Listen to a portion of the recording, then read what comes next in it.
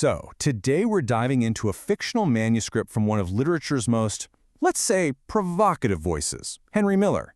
He supposedly wrote this at the very end of his life, and believe me, it's not just a book. It's really a guide to seeing the world and maybe ourselves in a totally new way.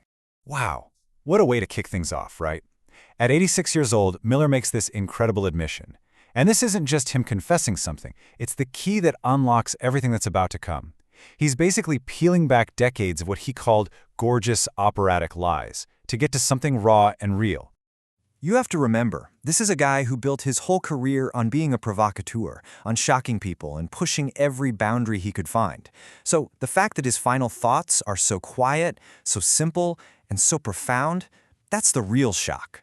This is the wisdom he found after all the noise finally died down. So where does he go from there? Well, the whole thing he builds on is perception. He asked this amazing question: what's really the difference between your small personal life and the huge sprawling thing we call life itself? His answer is, well, it's all about how you choose to look at it. And this is where it all clicks. Miller says that some mornings he'll just stare at a puddle on the street and he can't even tell the difference between it and the entire Pacific Ocean. He finds the whole cosmos right there in that tiny, ordinary detail. It's all just a matter of scale. Okay, so finding the universe in a puddle. Sounds nice, right? But for Miller, this isn't just some poetic idea. It's a practice. It's the art of paying pure, unfiltered attention to whatever is right in front of you. And he argues that this is one of the hardest things a human being can possibly do. And this, right here, just floors me. After all the chaos, all the travel, the sex, the thousands upon thousands of pages he wrote, he boils his entire life's quest down to this one single image. A man, a chair, a wall, a light. Everything he was searching for was right there in his room the whole time. And he doesn't just talk about it, he gives us a direct challenge. He says, try this, seriously. Just sit still and watch the light move across a wall for 1 hour. He promises you'll find more terror and more ecstasy in that hour than in years of therapy. You'll eventually stop being the one who's watching and just become the watching itself. From there, Miller takes this really personal, internal practice and he zooms way out. He applies it to a huge critique of modern life, and specifically American culture. He sees a whole society that's basically built on avoiding this exact kind of quiet attention. His argument is that we are absolutely terrified of silence. You know that precious, empty space where the real, unanswerable questions live? We can't stand it. We fill it up. We pack it with the constant, soul-crushing noise of TV, ads, and entertainment, all to avoid facing what's lurking in the quiet. So his diagnosis is pretty clear. He thinks it's a culture driven by fear. A fear of silence, sure, but also a fear of stillness, a fear of the dark, a fear of our own bodies, and maybe most of all, a fear of those huge, gaping questions about life that don't have any neat and tidy answers. The noise is just a symptom. And all of this thinking leads him to reconsider what human connection even means.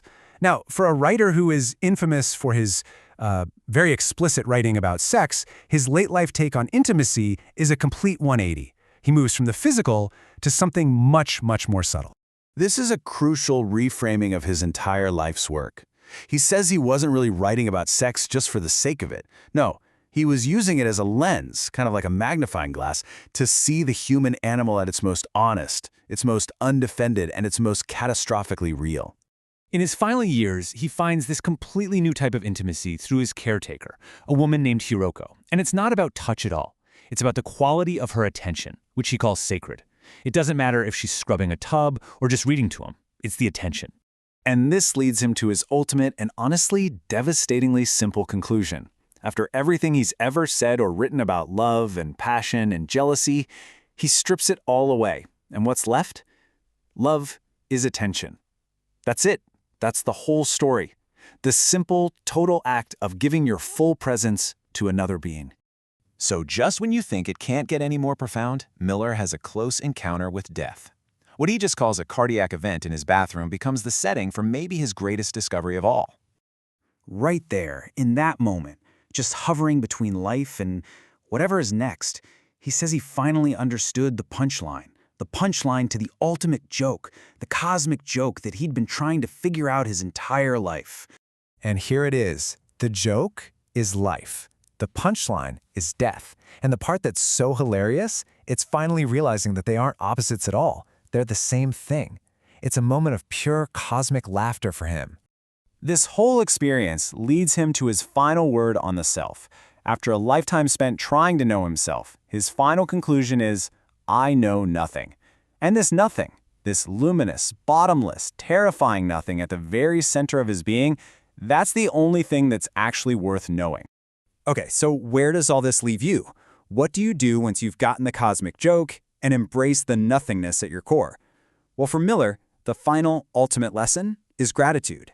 And this is the whole thing, the distillation of 86 years of life. It's not some grand philosophy.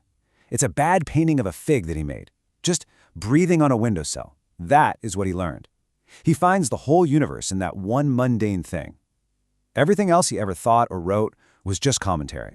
And so, in the end, he turns it all back on us. He found the sacred in his bad painting.